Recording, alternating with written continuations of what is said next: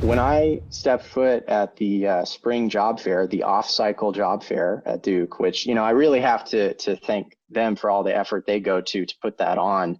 Mhm. Uh, Having had that prior internship experience, there was a lot of confidence walking in there compared to other students who maybe didn't know what was on the other side of those job booths.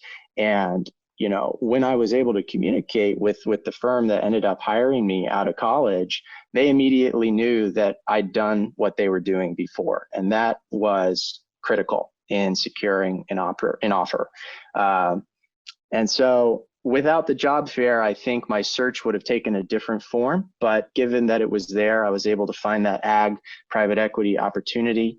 And once I got there, it was really, despite being in Raleigh, there were guys working there that were formerly at Goldman Sachs, McKinsey, Canadian Wheat Board, really, really sharp guys. And so outside of New York and San Francisco and these well-known finance hubs, you can still get a secondary mentoring and education that's close. I won't say it's equal to it, but it's close to that if you pick the right group of people to work with.